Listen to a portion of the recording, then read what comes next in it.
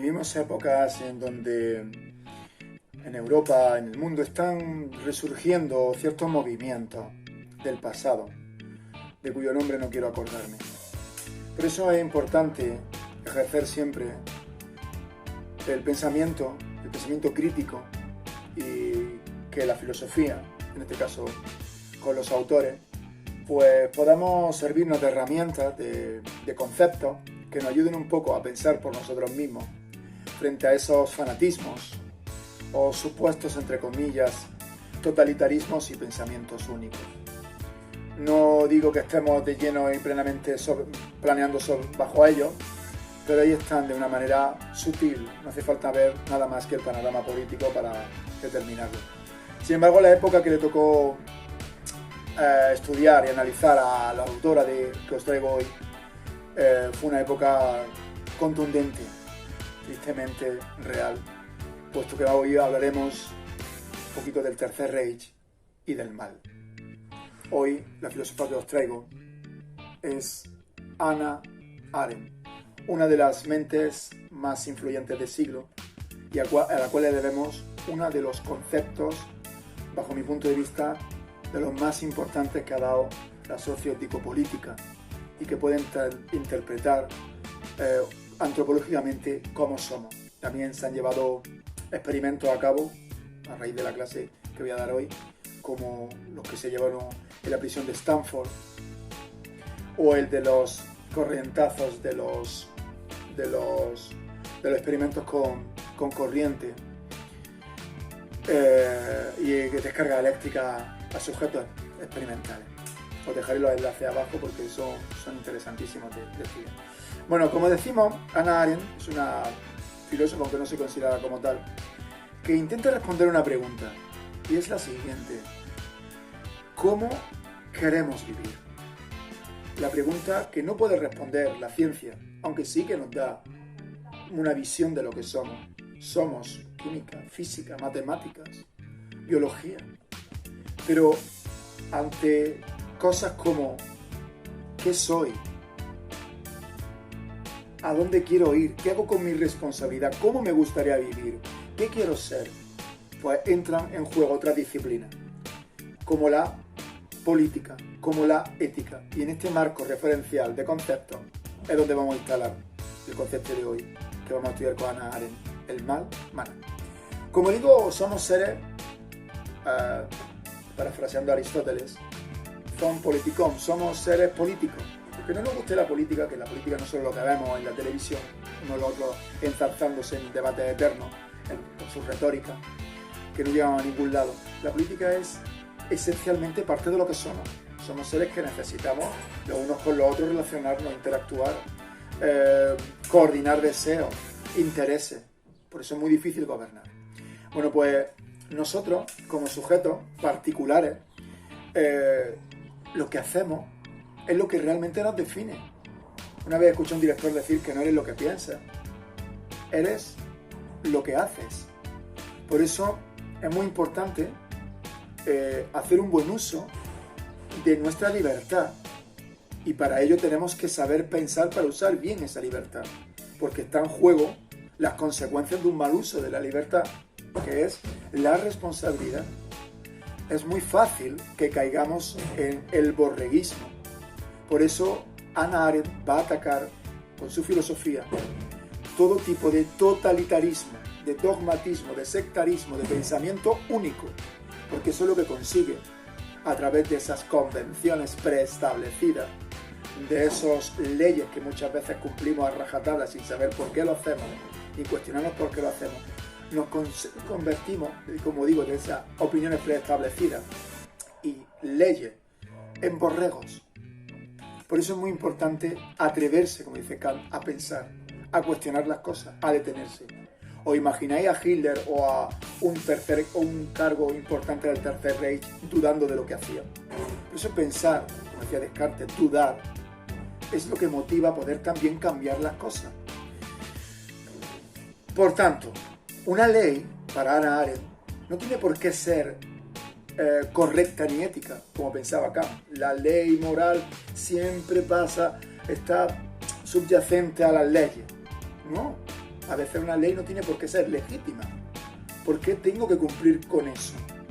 Imaginaos que estoy jugando al Call of Duty, no lo cuestiones, simplemente tira, ver cientos de cadáveres del bando enemigo. Estos juegos son, como muchas veces, la realidad muy maniquea, los buenos son muy buenos y los malos son muy malos, pero es un juego en donde puede acabar uno alienado y decir, bueno, esta persona que está aquí tirada también tendría familia y apellido, aunque es un videojuego ya es una realidad virtual. Pero es para que te pares a pensar. Pero tú no piensas, simplemente obedeces órdenes, estás jugando al Call of Duty, los altos cargos, los altos mandos te mandan esa misión y tú pues tienes que cumplirla. Y punto, y obedeces órdenes. Porque ellos son los buenos y los otros son los malos. El otro es el bando enemigo. Pero párate en pensar una cosa. ¿Y si eso y mis actos y mi libertad me está llevando al mal? Por eso Hannah Arendt distingue dos tipos de mal. El mal radical, el mal en donde aun pensando y teniendo libertad podemos hacer gran daño a la humanidad, como en el Tercer Reich, donde no son imparciales, donde se creían desde su alta moral y alta raza superiores a otros. Hitler pensaba que eran una raza a las áreas superiores. El pueblo alemán tenía que conquistar porque era, bueno, desde esa idea, esa opinión, ese mecanismo de propaganda, contaminando a los alemanes, llegó a esas conclusiones, y eso es un mal, pensar de esa manera, por muy libre que sea, muy racional que sea, eso es un mal radical. Pero es que luego hay otro tipo de mal, donde ya no está en juego la superioridad de una raza, donde ellos se creían libres y autónomos, y no lo eran, para nada, mientras haya en juego el evitar la compasión y la empatía con el otro, que es el meollo de esta clase, el mal banal. ¿Y qué es el mal banal?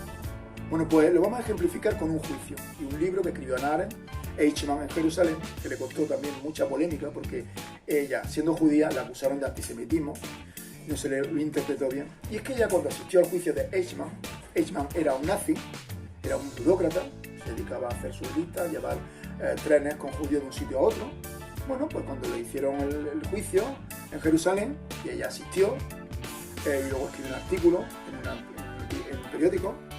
Ella pensaba ver un demonio, una especie de Aníbal Lecter, una especie de psicópata, pero en realidad se encontró simplemente con un burócrata, un hombre normal, necio, un hombre de calle, mediocre, un bien queda, que cumplía pues con lo que decían, con las órdenes establecidas, y simplemente pues hacía y obedecía a las órdenes. Pero eso es muy importante, pensar lo que uno hace y no acatar las órdenes, porque Eichmann era consciente de lo que estaba realmente haciendo, de la maquinaria en la que estaba metido. Era buen marido, buen padre, pero cuando le preguntaron por qué hacía lo que hacía, él dijo, yo no hacía nada malo, simplemente obedecía órdenes y no tenía ningún tipo de remordimiento por lo que hacía. Eso es el mal banal. Un mal que por no pensar en las consecuencias, por no hacer una crítica y un análisis de tus acciones, de tu uso de libertad, puedes ocasionar unas consecuencias terribles con tu acto.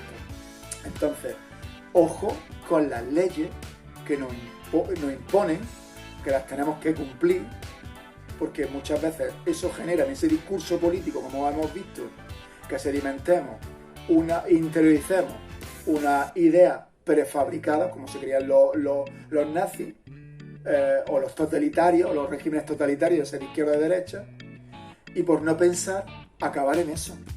Entonces, ¿para qué nos puede servir Hannah Arendt en nuestros días? Pues para que pensamientos de este índole, únicos, llenos de clichés, llenos de prejuicios, llenos de radicalismo, esos totalitarismos no ejerzan ni se extiendan y se han puesto en tela de juicio. Por consiguiente, recuerda esto que hablamos en esta clase hoy. Tú no tienes por qué ser un demonio o una persona mala para hacer el mal. Basta para que sigas orden o no pienses en las consecuencias de tu acto para caer en lo que Hannah Arendt llamaba el mal banal. Por lo tanto, ¿eso quiere decir que Eichmann fue una persona inocente y buena? No, ni mucho menos. No se puede perdonar todo. Hay gente que no pide perdón por sus crímenes. Todo no se puede perdonar. Tú lo perdonarías todo. Hay gente que no merece que la perdonen por su acto. ¿Qué pasa si se arrepienten de los actos esas personas? Bueno, eso habría que estudiarlo y verlo. Eichmann no es inocente. Eichmann forma parte de un aparato monumental, alienante, en el que no hay cabida para el pensamiento. Y esos crímenes son imperdonables y tienen que ser juzgados. Y así fue. Por eso, piénsatelo la próxima vez, porque por no pensar, que a veces pensamos que pensar es rayarse y un rollo, tú puedes también caer en el mal banal, simplemente por seguir órdenes de un superior que ni siquiera las cuestiona.